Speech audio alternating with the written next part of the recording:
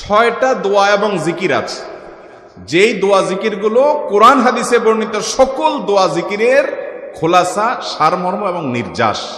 এই ছয়টাকে যদি কোনো মুসলমান নিয়মিত আঁকড়ে ধরে, তাহলে কোরআন এবং হাদিসের যত দোয়া এবং জিকির আছে কেমন যেন তার নির্যাসটা নিয়মিত সে আমল করলো।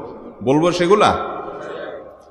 এই ছয়টা দোয়া এবং জিকিরের মধ্যে সর্বপ্রথম হলো নবী করিম সাল্লাল্লাহু আলাইহি সাল্লামের প্রতি দুরূদ প্রেরণ করা। নবীজি সাল্লাল্লাহু আলাইহি সাল্লামের প্রতি দুরূদ প্রেরণ করার আমল এরকম আমল, আপনি যদি সারা দিনে শুধুমাত্র নবীজির প্রতি দুরূদ প্রেরণ করার আমলটাই জিকির হিসাবে সবচেয়ে বেশি করেন, দোয়া হিসাবে যদি এটাই আপনি সারাদিন করতে থাকেন, তো আপনার জন্য যথেষ্ট হবে, আল্লাহর কাছে আর কিছু না চাইলেও চলবে। দুরূদ মানে হলো নবীজির জন্য দোয়া করা।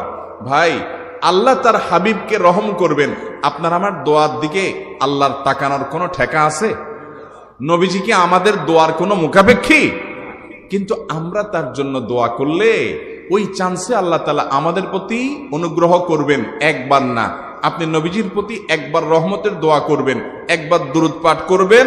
মান সাল্লা আলাইয়া মাররাতান সাল্লাল্লাহু আলাইহি আশারা, নবীজি সাল্লাল্লাহু আলাইহি সাল্লাম বলেছেন, একবার আমার জন্য তোমরা দোয়া করলে, আমার প্রতি দুরূদ পাঠ করলে, আল্লাহ তাআলা তোমাদের জীবনে 10 বার 10 জায়গায় 10 টাইমস তোমাদের উপরে আল্লাহ তাআলা অনুগ্রহ করবেন। আপনি টেরও পাবেন না কত জায়গায় আল্লাহ অনুগ্রহ করেছেন। আল্লাহ বাঁচাই দিয়েছেন, একটুর জন্য শেষ হয়ে যান নাই। ওই যে দুরূদ পড়ছেন, আল্লাহ তাআলা রক্ষা করছে, আপনি খবরও নাই।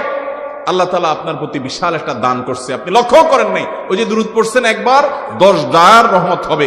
এভাবে যত দুরূদ পড়বে সে তত রহমত এবং অনুগ্রহ পাবে। বেশি করে পাঠ করবো তো ইনশাআল্লাহ। সবচেয়ে শ্রেষ্ঠ দুরূদ, সবচেয়ে উত্তম দুরূদ হলো দুরূদ ইব্রাহিম, যেটা নামাজে পড়েন।